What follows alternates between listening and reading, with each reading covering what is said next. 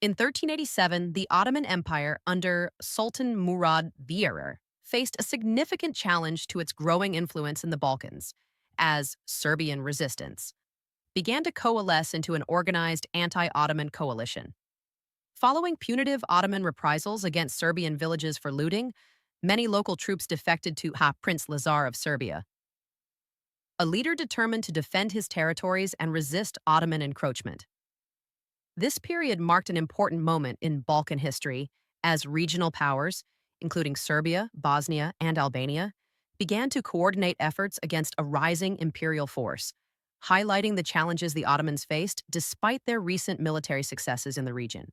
The tensions arose after Ottoman raiders conducted punitive expeditions against villages in Serbian lands suspected of supporting anti-Ottoman activities. These harsh measures, while intended to enforce Ottoman authority, inadvertently fueled resentment and strengthened local opposition.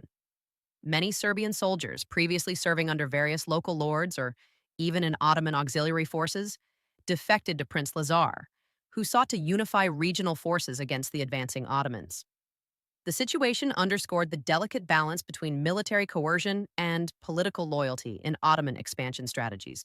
In response to the Ottoman raids, Prince Lazar organized a defensive force that included not only Serbian troops but also allies from Bosnia and Albania.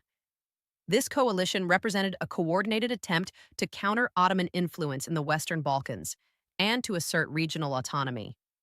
The formation of this alliance demonstrated both the diplomatic acumen of Prince Lazar and the willingness of neighboring powers to resist Ottoman expansion when threatened directly. It also signaled the emergence of a more organized and determined resistance, capable of challenging Ottoman advances in key territories. The Kiao Battle of Plochnik in 1387 became the defining engagement of this anti-Ottoman resistance. Ottoman forces, conducting raiding operations to subdue local populations and secure their Balkan holdings, encountered the combined forces of Prince Lazar and his allies. Despite the Ottomans' reputation for disciplined military organization, the coalition leveraged local knowledge of the terrain, coordinated strategies among the Allied troops, and the motivation to defend their homelands. In a significant setback for the Ottomans, the coalition successfully defeated the raiding forces at Plochnik, demonstrating that resistance to Ottoman expansion was possible under capable leadership and unified command. The outcome of the battle had multiple consequences for both the Ottoman Empire and the Balkan states. For the Ottomans, the defeat at Plochnik was a reminder that military success alone could not guarantee uncontested expansion.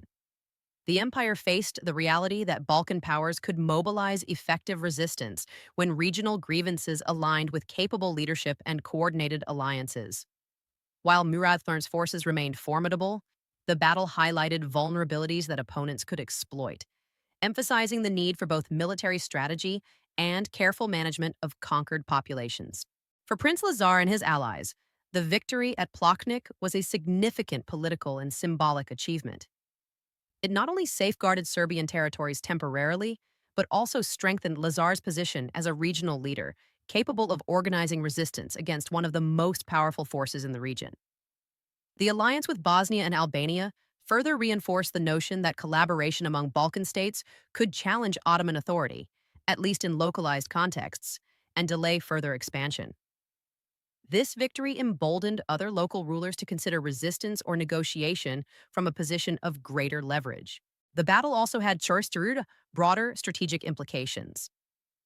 It demonstrated the importance of alliances, terrain, and local support in resisting Ottoman incursions. Whereas the Ottomans had relied heavily on disciplined units, coordinated cavalry, and administrative systems like the Timar to maintain control, local coalitions could offset these advantages through knowledge of geography, rapid mobilization, and political unity. The engagement at Plochnik illustrated that Ottoman expansion, while often successful, faced practical limits when confronted with determined, organized, and motivated opposition. The victory at Plochnik did not mark the end of Ottoman influence in the region, but provided a temporary reprieve that allowed the Balkan states to consolidate defenses and negotiate terms with the empire. It also influenced Ottoman policy, signaling the need for more careful management of local populations and consideration of political alliances to supplement direct military action. Murad I's subsequent campaigns in the Balkans would reflect lessons learned from Plotnik, combining force with diplomacy, strategic marriages, and calculated integration of conquered territories to prevent widespread rebellion. Economically and socially, the engagement also had implications. Areas under threat of Ottoman raids experienced temporary disruption of trade, agriculture, and local governance.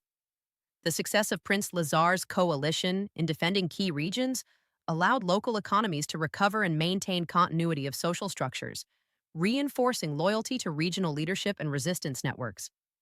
The alliance also demonstrated the capacity of Balkan states to mobilize resources collectively in response to external threats, enhancing the cohesion of states that might otherwise have remained fragmented. Politically, the coalition forged by Prince Lazar became a model for future resistance. The coordination between Serbia, Bosnia, and Albania showcased how regional powers could overcome historical rivalries to confront a common external threat. While these alliances were often temporary and context specific, they demonstrated that Ottoman expansion was not inevitable and that localized cooperation could pose significant challenges. This reality would influence both Balkan strategies and Ottoman approaches to integration in subsequent decades. In retrospect, the Serbian resistance and the Battle of Plotnik exemplify the complex dynamics of Ottoman expansion in the Balkans. The empire's military superiority was challenged by local knowledge, political alliances, and social cohesion among the Balkan states. Prince Lazar's leadership, the unity of the anti-Ottoman coalition, and the strategic execution of the battle illustrate the multifaceted nature of resistance, showing that empire building required not only force but also the careful management of regional politics and diplomacy. Ultimately, the events of 1387 highlight that Ottoman expansion was a gradual and contested process. While victories and annexations in Bulgaria, Albania, and Macedonia strengthened Murad I's authority, the defeat at Plotnik underscores that resistance could emerge from local leadership, alliances, and popular support. The battle represents a significant chapter in the struggle between a rising Ottoman Empire and the Balkan states, revealing both the potential limits of imperial power and the enduring resilience of regional coalitions. Through this lens, the Serbian resistance serves as both a cautionary tale for the empire and a testament to the strategic acumen of Balkan leaders, navigating the turbulent political landscape of late 14th century southeastern Europe.